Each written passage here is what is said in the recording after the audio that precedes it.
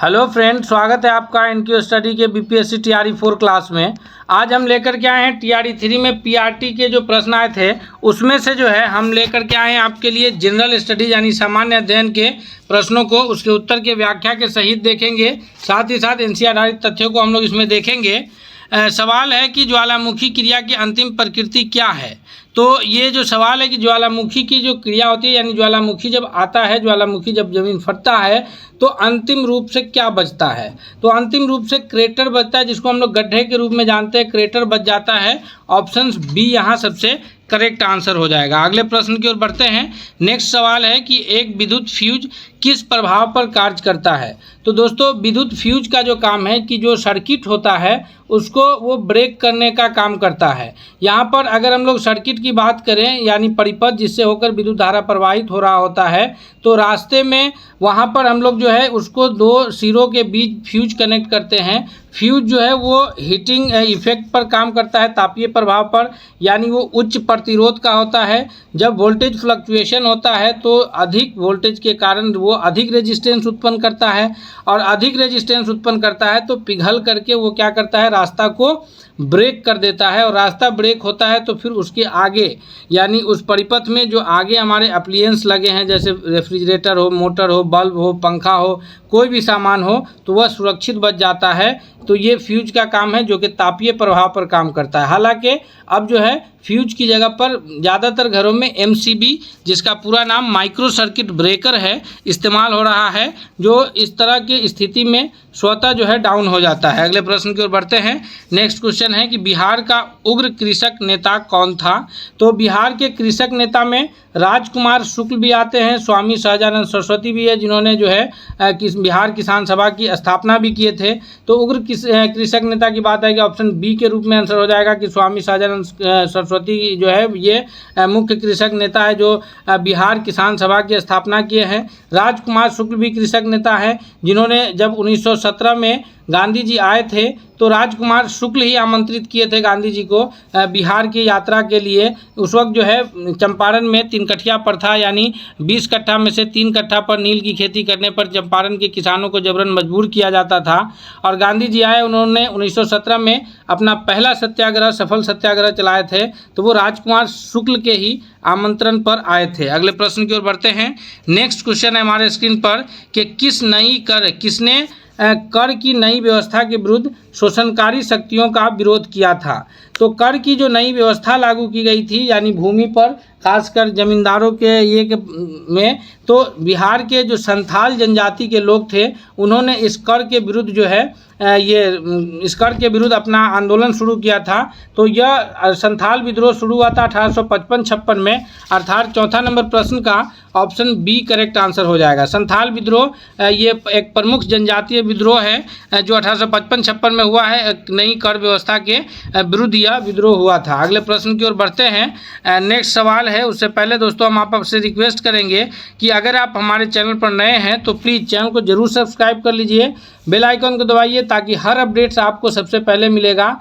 और हम इस सीरीज में जो है अब तक जितने भी टीआरई 1 में, टीआरई 2 में और टीआरई 3 में, चाहे वो प्राइमरी में पूछे गए प्रश्न हो या 6 to 8, 9, 10, 11, 12, सभी में जो सामान्य अध्ययन से प्रश्न आते हैं, 40 नंबर तो सभी में रहते हैं ये सामान्य अध्ययन के प्रश्न, तो उन सभी प्रश्नों को आपको हम एक एक करके हर क्लास में उपलब्ध करा देंगे ताकि आपको अंदाज़ा हो जाए कि किस लेवल के प्रश्न आ रहे हैं, और फिर हम रेगुलर आपको प्रैक्टिस क्लास जो है कराएंगे। और एनसीईआरटी तथ्य पर आधारित यह क्लास होगा, इसलिए आप हमारे एक भी क्लास को मिस नहीं करें। और यह क्लास पूर्णतः फ्री ऑफ कॉस्ट सभी के लिए मौजूद रहेगा, तो इसलिए जो है आप चैनल को जरूर सब्सक्राइब कर लें। सवाल है कि निम्नलिखित में से कौन सा गर्म खून का प्राणी है। तो इस 5वां नंबर प्रश्न के लिए ऑप्शन बी आ जाएगा कि ये जो है मगरमच्छ गर्म खून का प्राणी है, ऑप्शन बी करेक्ट आंसर है। नेक्स्ट है कि बंकिम चंद्र चटर्जी के उपन्यास आनंद मठ प्रकाशित किया गया था। दोस्तों, आनंद मठ जो है यह इसलिए भी महत्वपूर्ण हो जाता है क्योंकि जो भारत का राष्ट्रगीत है वंदे मातरम, यह आनंद मठ से ही संकलित किया गया है। तो आप याद रखिएगा कि आनंद मठ से वंदे मातरम, भारत का जो राष्ट्रीय गीत है वंदे मातरम, और जो ये है राष्ट्रगान है, जनगण मन अधिनायक जय है, वो उसके रचयिता जो है रविंद्रनाथ टैगोर है, जबकि राष्ट्रीय गीत वंदे मातरम आनंद मठ से लिया गया है, यानी इसके रचयिता बंकिम चंद्र चटर्जी है। और यह आनंद मठ उपन्यास जो है 1882 ईस्वी में प्रकाशित हुआ था। ऑप्शन बी इसका सबसे सही जवाब है। नेक्स्ट प्रश्न है हमारे स्क्रीन पर कि सूखी बर्फ है, सूखी बर्फ का उदाहरण कौन है? तो सूखी बर्फ का उदाहरण यह विज्ञान का प्रश्न है, क्योंकि सामान्य अध्ययन की बात हो रही है तो आपको इतिहास से भी, भूगोल से भी, राजनीतिक शास्त्र से भी एवं भारतीय संविधान और साइंस में भी तीनों जो है फिजिक्स, केमिस्ट्री, बायोलॉजी से प्रश्न आएंगे। सूखी बर्फ जो है यह ठोस कार्बन डाइऑक्साइड को कहा जाता है, तो ठोस CO2 जो है यानी सॉलिड CO2 यह सूखी बर्फ के रूप में जाना जाता है। नेक्स्ट प्रश्न है हमारे स्क्रीन पर या शुष्क बर्फ कहते हैं इसे, कि राष्ट्रीय उद्यान में किसे सुरक्षा दी जाती है? राष्ट्रीय उद्यान जो है, राष्ट्रीय उद्यान की बात हो रही है, जैसे बिहार में एकमात्र राष्ट्रीय उद्यान है Kaziranga VTR Valmiki tiger reserve, जो कि एकमात्र बिहार का टाइगर रिजर्व और राष्ट्रीय उद्यान है। तो ये राष्ट्रीय उद्यान में किसे सुरक्षा दी जाती है? तो जितने भी है, चाहे वो काजीरंगा हो या VTR हो, वाल्मीकि टाइगर रिजर्व हो, इन सभी जगहों पर न केवल जंतु को या फिर पादप को, केवल जंतु या केवल पादप को नहीं, बल्कि संपूर्ण पारिस्थितिकी तंत्र को, यानी उसमें जो उस राष्ट्रीय उद्यान में जो पेड़ पौधे हैं, पादप हैं, उन्हें भी, तथा उसमें जो जंतु निवास कर रहे हैं उन्हें भी, सभी को सुरक्षा दी जाती है, यानी ऑप्शन बी इसका भी सबसे करेक्ट आंसर है। नेक्स्ट प्रश्न है हमारे स्क्रीन पर कि लॉस एंजल्स में आयोजित गोल्डन ग्लोब 2024 में सर्वाधिक पुरस्कार किस फिल्म को मिला है? यह करंट अफेयर्स के प्रश्न है। करंट अफेयर्स के क्लास भी लेकर हम उपस्थित रहेंगे आपके लिए। तो ये लॉस एंजल्स में आयोजित जो गोल्डन ग्लोब 2024 का फिल्म फेयर अवार्ड है, यह ओपेनहाइमर को मिला था, जिसमें सर्वश्रेष्ठ डायरेक्टर यानी जो बेस्ट डायरेक्टर अवार्ड और बेस्ट एक्टर अवार्ड, ये सारे अवार्ड जो है ओपेनहाइमर को मिला है। ऑप्शन सी इसका सबसे करेक्ट आंसर है। अगला प्रश्न है हमारे स्क्रीन पर कि ओजोन O3 जो ओजोन का रासायनिक ये क्या है, O3 है, में कुछ तथ्य है। कौन कौन से तथ्य उससे संबंधित है? तो ओजोन लेयर के जो तथ्य सही है, या ओजोन जो है यह उच्च तरंगदैर्घ्य के किरणों को अवशोषित करती है, सही है, क्योंकि जो है पाराबैंगनी यानी अल्ट्रावायलेट रे जो है, जो सूर्य से निकलती है और सीधा धरती तक नहीं पहुंचती है, बीच में समताप मंडल में ओजोन कहाँ स्थित है? समताप मंडल में, याद रखिएगा, समताप मंडल में ओजोन स्थित है, तो वहीं पर ओजोन उसे रोक लेती है और वो पाराबैंगनी किरणें डायरेक्ट पृथ्वी तक नहीं पहुंच पाती है, जिससे पृथ्वी का तापमान भी कम है और विभिन्न प्रकार के होने वाले रोग से भी हम पृथ्वी पर रहने वाले लोग बच जाते हैं। दूसरा इसका तथ्य है कि यह वायुमंडल की अस्थायी गैस है, तो गलत है। अत्यधिक अस्थायी गैस में नाम आएगा नाइट्रोजन का। नाइट्रोजन सबसे अधिक अस्थायी गैस है। अत्यधिक अस्थायी गैस कौन है? नाइट्रोजन है। और ऐसे भी नाइट्रोजन जो है वायुमंडल में सबसे अधिक पाया जाता है, 78% पाया जाता है। तीसरा तथ्य है कि यह मध्य मंडल में पाई जाती है, तो गलत है, यह समताप मंडल में पाया जाता है। ओजोन लेयर कहाँ है? समताप मंडल में। और समताप मंडल से जो ऊपरी मंडल है वो मध्य मंडल कहलाता है, अर्थात मध्य मंडल के नीचे ओजोन लेयर है, तो इसलिए केवल ऑप्शन ए करेक्ट आंसर हो जाएगा, याद रखिएगा। अगले प्रश्न की ओर बढ़ते हैं। नेक्स्ट सवाल है हमारे स्क्रीन पर कि बायोगैस का प्रमुख घटक कौन सा है? तो बायोगैस की अगर बात की जाए तो बायोगैस में 60% तक मीथेन रहता है और उसमें हाइड्रोजन सल्फाइड यानी H2S भी रहता है और हाइड्रोजन गैस, अब मीथेन का सूत्र क्या होता है? CH4, तो CH4 50 से 60% रहता है, हाइड्रोजन सल्फाइड यानी H2S भी रहता है और हाइड्रोजन गैस भी विद्यमान रहता है, अर्थात ये तीनों उसके घटक है, तो ऑप्शन डी करेक्ट आंसर हो जाएगा। ऐसे ही प्रश्नों के लिए ऑप्शन डी उत्तर दिए जाते हैं कि इसमें एक से अधिक उत्तर जो है इसके सही हैं। अगले प्रश्न की ओर बढ़ते हैं। नेक्स्ट सवाल है हमारे स्क्रीन पर कि ग्रीनविच का समय भारत के मानक समय से कितना आगे है? दोस्तों ग्रीनविच का जो समय है, ग्रीनविच से भारत का समय पूछा जा रहा है, तो समय का जो संबंध है आप जानते होइएगा कि समय का संबंध किससे है? देशांतर से है। किससे है? देशांतर से है। और भारत की स्थिति क्या है? तो भारत इधर गुजरात में 68 डिग्री 7 मिनट पूर्वी देशांतर से शुरू होती है, भारत का देशांतरीय विस्तार शुरू होता है, और अरुणाचल प्रदेश में भारत का जो 97 डिग्री 25 मिनट पूर्वी देशांतर तक भारत का विस्तार है। लेकिन भारत ने अपना मानक समय जो रखा है वह इलाहाबाद के निकट जो नैनी जगह है वहाँ पर 82.5 डिग्री पूर्वी देशांतर को भारत अपना मानक समय रखा है। कितना है भारत का मानक देशांतर? याद रखिएगा 82.5 डिग्री पूर्वी देशांतर, 82.5 डिग्री पूर्वी। तो ग्रीनविच जो है 0 डिग्री देशांतर कहलाता है ग्रीनविच, और यह स्थित है इंग्लैंड के शहर में। कहाँ स्थित है? इंग्लैंड में। तो ग्रीनविच से जो जगह है पूरब में स्थित है उसका समय ग्रीनविच से आगे है, और जो जगह ग्रीनविच से पश्चिम में है उसका समय ग्रीनविच से पीछे है। तो चूंकि भारत पूर्वी गोलार्ध में है अर्थात भारत का समय ग्रीनविच से आगे है। भारत का मानक समय कितना है? 82.5 डिग्री, और 1 डिग्री देशांतर पार करने में समय लगता है 4 मिनट का। कितना मिनट का समय लगता है? 4 मिनट का। तो जब आप इसे गुना करेंगे 4 मिनट से 82.5 डिग्री को, तो ये समय निकल के आपको आएगा 5.5 घंटा, अर्थात 5 घंटा 30 मिनट भारत का समय ग्रीनविच के समय से आगे है। यानी अगर सुबह के 5:30 बज रहे हैं तो उस वक्त इंग्लैंड में 12 बजे रात होगा, याद रखिएगा। तो इससे अगले प्रश्न की ओर अब हम बढ़ते हैं। हम इस प्रकार सभी तथ्य सहित आपको जो है प्रश्न करा रहे हैं, और ये सारे प्रश्न जो आज के सेट में उपलब्ध हो रहे हैं ये सभी TRE 3 में 1 to 5 में जनरल स्टडीज में पूछे गए प्रश्न हैं। इसके जो बचेंगे वो हम अगले सेट में करेंगे, और ये जितने भी प्रश्न आएंगे उस सबको हम PYQ में यानी प्रीवियस ईयर क्वेश्चन में कर लेंगे। इसलिए आपसे रिक्वेस्ट है कि अगर आप चैनल पर नए हैं तो ज़रूर सब्सक्राइब कर लीजिए। सवाल है कि पर्वतीय क्षेत्र में पक्षियों की अधिकांश प्रजातियां किस जंगल में निवास करते हैं। यहाँ पर ये पूछा जा रहा है कि पर्वतीय क्षेत्र में किस जंगल में निवास कर रहे हैं, याद रखिएगा। तो पर्वतीय क्षेत्र की बात अगर हो रही है तो इसमें जो है चीड़ के जंगल में सबसे अधिक जो है ये निवास करते हैं। यानी 13वां नंबर प्रश्न के लिए ऑप्शन ए जो है वो सबसे करेक्ट आंसर के रूप में उत्तर जाना जाएगा कि चीड़ के जंगल में यह निवास करते हैं। नेक्स्ट है, अगला प्रश्न है हमारे स्क्रीन पर कि 22 अप्रैल को विश्व पृथ्वी दिवस मनाया जाता है। 22 अप्रैल को जो विश्व पृथ्वी दिवस मनाया जाता है वो क्यों मनाया जाता है? द्वितीय विश्व युद्ध उससे समाप्ति के वजह से, या फिर पृथ्वी ग्रह पर नाभिकीय हथियारों का उपयोग प्रतिबंध करने के लिए? तो नहीं, ये दोनों कथन गलत है। जो विश्व पृथ्वी दिवस मनाया जाता है कि पर्यावरण से संबंधित, यानी पृथ्वी पर जितने भी चीज़ उपस्थित है, चाहे वायु हो, जल हो या पेड़ पौधे हो, संपूर्ण पर्यावरण को अगर हम लोग उसमें शामिल करें तो उस पर्यावरण से संबंधित जन जागरूकता फैलाने के लिए जो है विश्व पृथ्वी दिवस 22 अप्रैल की तिथि को मनाया जाता है। जैसे पानी का संरक्षण हो या फिर पेड़ पौधे का संरक्षण हो, तो ये सारे की जन जागरूकता फैलाने के लिए 22 अप्रैल को विश्व पृथ्वी दिवस मनाते हैं। नेक्स्ट प्रश्न की ओर बढ़ते हैं। सवाल है कि निम्न में से एक भूकंप गंभीर एवं विध्वंसकारी है। तो ये प्रशांतलक भूकंप और प्लूटोनिक भूकंप, ये दोनों जो है विनाशकारी भूकंप है। वैसे तो जितने भी प्रकार के भूकंप होते हैं वो सारे विनाशकारी भूकंप ही होते हैं। भूकंप कोई भी जो है ये प्राकृतिक आपदा है, विभीषण प्राकृतिक आपदा है, और ये मतलब आसान नहीं होता।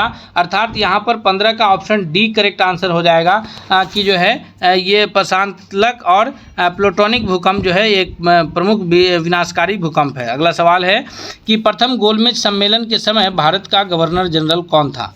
दोस्तों, प्रथम गोलमेज सम्मेलन नवंबर 1930 में लंदन में हुआ था। कब हुआ था? नवंबर 1930 में लंदन में। और भारत में 1926 से लेकर के 1931 तक जो है लॉर्ड इरविन का शासन था। अर्थात प्रथम गोलमेज सम्मेलन के समय भारत में गवर्नर जनरल लॉर्ड इरविन महोदय थे। अच्छा, गवर्नर याद रखिएगा, प्रथम गोलमेज सम्मेलन में कुछ लोगों ने हिस्सा लिया था, जैसे बाबा साहब भीमराव अम्बेडकर हिस्सा लिए थे, लेकिन कांग्रेस जो उस वक्त भारतीय राष्ट्रीय कांग्रेस एक प्रमुख आज़ादी की लड़ाई के दौरान एक प्रमुख ये थी, तो ये हिस्सा नहीं लिए थे। तो प्रथम गोलमेज सम्मेलन जो नवंबर 1930 में हुआ यह फेल हो गया था। तो इसी के लिए 5 मार्च 1931, ये भी एक इम्पॉर्टेंट डेट है, 5 मार्च 1931 को गांधी जी और लॉर्ड इरविन के बीच जो है दिल्ली में एक बैठक हुई थी जिसको गांधी इरविन समझौता के नाम से जानते हैं। और उसमें गांधी जी को जो है ये लॉर्ड इरविन ने ये किया था कि कांग्रेस जो है द्वितीय गोलमेज सम्मेलन जो होना था 1931 में ही हुआ, उसमें हिस्सा ले। तो उसमें गांधी जी अकेले कांग्रेस के प्रतिनिधि बनके दूसरे गोलमेज सम्मेलन में लंदन गए थे। तो ये याद रखिएगा। अगले प्रश्न की ओर हम बढ़ते हैं। नेक्स्ट सवाल है कि शांत घाटी किस राज्य में स्थित है?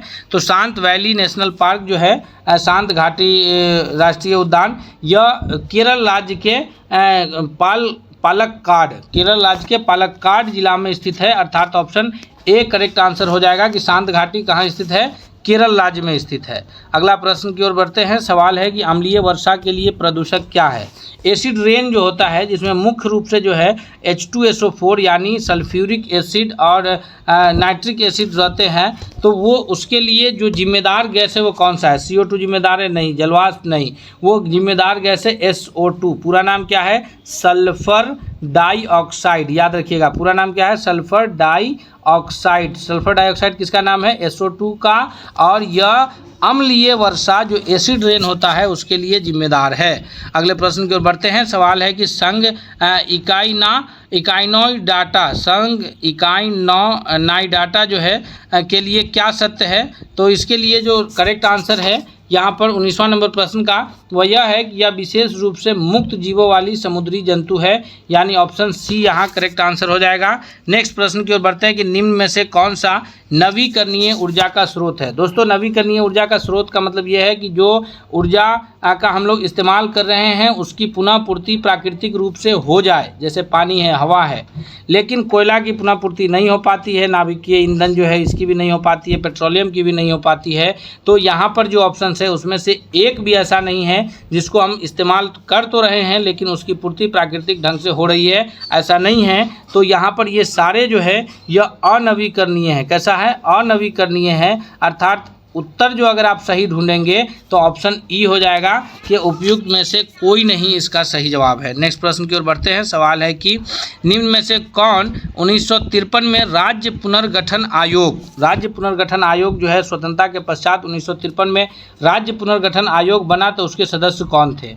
तो दोस्तों याद रखिएगा फजल अली उसके अध्यक्ष थे राज्य पुनर्गठन आयोग के, और KM पनिक्कर सदस्य थे। तो ये दो लोग उससे जुड़े हुए नाम हैं, अर्थात ऑप्शन डी करेक्ट आंसर के रूप में उत्तर हो जाएगा इसका। नेक्स्ट प्रश्न की ओर बढ़ते हैं। सवाल है कि निम्न में से कौन सी अंतःस्रावी ग्रंथि है। यह फिर से जो है बायोलॉजी विज्ञान का प्रश्न है कि अंतःस्रावी ग्रंथि कौन सी है। तो अंतःस्रावी ग्रंथि नहीं है। यहाँ पर नहीं भी लगा है, आप प्रश्न की प्रकृति को भी समझिएगा, नहीं तो आप गलत उत्तर करके चले आइएगा। तो थायराइड और पिट्यूटरी ग्रंथि ये दोनों अंतःस्रावी ग्रंथि है। थायराइड और पिट्यूटरी ग्रंथि जो है यह अंतःस्रावी ग्रंथि है, और लीवर जो है यह बाह्य स्रावी ग्रंथि है। अर्थात सही उत्तर के रूप में लीवर जाना जाएगा, जिसको हम लोग जिगर या जो है के नाम से जानते हैं, हिंदी में यकृत कहते हैं इसे। तो लीवर यह शरीर की सबसे बड़ी ग्रंथि के रूप में जाना जाता है। ऑप्शन सी जो है शरीर की सबसे बड़ी ग्रंथि। याद रखिएगा सबसे बड़ी ग्रंथि कौन है? लीवर है। अगले प्रश्न की ओर बढ़ते हैं। नेक्स्ट सवाल है कि इनमें से कौन 23वां नंबर प्रश्न है कि निम्नलिखित में से विषम को चुनिए। हालांकि यह प्रश्न जो है सामान्य अध्ययन का ना है, बल्कि यह प्रश्न किसका है? यह है आपको रीजनिंग का प्रश्न है। तो असमान को चुनना है, विषम चुनना है मुंबई, सहारनपुर और कलकत्ता में से। तो आप ध्यान लगाइए, तीनों एक बड़े शहर का नाम है, जिसमें से मुंबई भी राजधानी है, कलकत्ता भी राजधानी है। सहारनपुर क्या है? सहारनपुर जो है यह उत्तर प्रदेश का एक प्रमुख शहर है। मुंबई महाराष्ट्र की राजधानी है, कलकत्ता जो है पश्चिम बंगाल की राजधानी है, और सहारनपुर जो है यह एक शहर है उत्तर प्रदेश का। ऑप्शन बी करेक्ट आंसर हो जाएगा कि विषम कौन है? ऑप्शन बी है, सहारनपुर है। नेक्स्ट सवाल है कि बिल्किस बानो के संबंध में सर्वोच्च न्यायालय के फैसले में निम्नलिखित में से कौन सा कथन वर्णित है। तो यहाँ पर जो 4 कथन दिए हैं, बिल्किस बानो ने 30 नवंबर 2022 को सुप्रीम कोर्ट में समर्पण दोषियों को रिहाई को चुनौती दी थी। तो जो दोषी रिहाई हो गए थे उसको चुनौती 30 नवंबर 2022 को सुप्रीम कोर्ट में बिल्किस बानो ने दी थी। पहला कथन सही है। तीसरा कथन है कि 8 जनवरी 2024 को सुप्रीम कोर्ट ने 11 दोषियों को समय पूर्व रिहाई से संबंधित आदेश को रद्द कर दिया था। तो यह तीसरा भी कथन सही है, अर्थात ऑप्शन डी इस प्रश्न का सही उत्तर हो जाएगा कि यहाँ एक से अधिक प्रश्न के उत्तर सही हैं। तो डी उत्तर इसके लिए करेक्ट आंसर जाना जाएगा। नेक्स्ट है कि कुछ निर्वाचन क्षेत्रों में 2016 में उपचुनाव हेतु मतदान निम्नलिखित में से किस राज्य में निरस्त किया गया था। तो 2016 में जो मतदान हुआ था, तो वोट खरीदारी को लेकर के जो है जो अनियमितता हुई थी उसको ध्यान में रखते हुए तमिलनाडु में जो है आर.के. नगर विधानसभा का जो है ये चुनाव रद्द हुआ था। तमिलनाडु के आर.के. नगर विधानसभा का ऑप्शन सी करेक्ट आंसर है। दोस्तों हम सभी प्रश्नों को पूरे व्याख्या के साथ करते चल रहे हैं ताकि आप इससे रिलेटेड अगर प्रश्न बनता है तो आपसे नहीं छूटे, और साथ ही साथ आपको अंदाज़ा हो सके कि प्रश्न किस स्तर के हैं। आप अगर अब तक चैनल पर नए हैं तो ज़रूर सब्सक्राइब कर लीजिएगा। साथ ही साथ आप कमेंट करके बताइएगा भी कि आपको क्लास कैसा लगा, और आप जो है कितने प्रश्न का आप स्वयं से उत्तर कर पा रहे हैं, ये भी आप हमें कमेंट में ज़रूर बताइएगा। सवाल अगला है कि पृथ्वी एवं सूर्य के बीच अधिकतम दूरी होती है।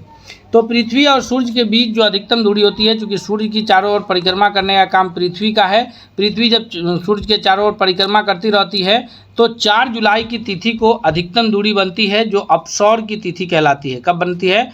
4 जुलाई। तो अभी 4 जुलाई का महीना चल रहा है, 4 जुलाई की तिथि को अपसौर की स्थिति बनी थी। और जो न्यूनतम दूरी होती है पृथ्वी और सूर्य के बीच वो उपसौर कहलाती है, और यह 3 जनवरी की तिथि को बनती है। कब? प्रत्येक वर्ष 3 जनवरी को उपसौर की स्थिति बनती है, 4 जुलाई को अपसौर की स्थिति बनती है। याद रखिएगा, 3 जनवरी और 4 जुलाई। अगले प्रश्न की ओर बढ़ते हैं।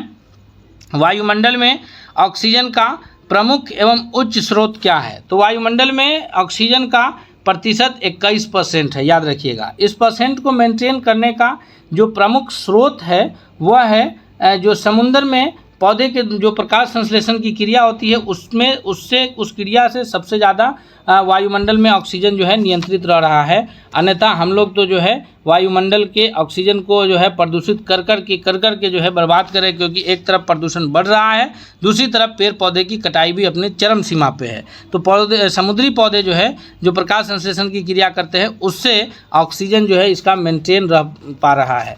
अगले प्रश्न की ओर बढ़ते हैं। नेक्स्ट सवाल है स्क्रीन पर कि लंदन में सर कर्जन वायली की हत्या किसने की थी?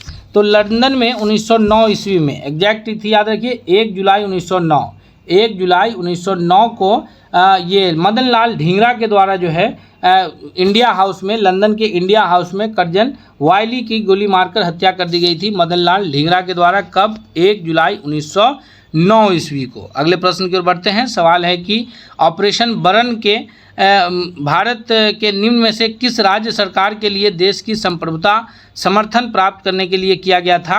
तो ये ऑपरेशन बरन जो है यह असम में राज्य के द्वारा जो है किया गया था, ये के लिए संप्रभुता के लिए। अगले प्रश्न की ओर बढ़ते हैं। आज का इस सेट का जो है यह अंतिम प्रश्न है कि निम्नलिखित में से कौन सा एक हार्मोन वनस्पति पौधे का हार्मोन है? तो वनस्पति पौधे का जो हार्मोन है साइटोकाइनिन है, जो पौधे को कोशिका विभाजन एवं वृद्धि को नियंत्रण करने वाला हार्मोन है। ऑप्शन ए करेक्ट आंसर है। दोस्तों TRE 3 के जो बचे हुए जनरल स्टडीज के प्रश्न हैं वो हम अगले सेट में लेकर के अगले दिन उपलब्ध होंगे, और उसके बाद जो है अन्य जितने भी प्रश्न हैं हम सभी आपको उपलब्ध कराते रहेंगे। इसीलिए आपसे रिक्वेस्ट है कि अगर आप हमारे चैनल पर अब तक नए हैं तो आप सब्सक्राइब कर लीजिए। हम मिलते हैं अगले सेट के साथ, तब तक के लिए बहुत बहुत धन्यवाद।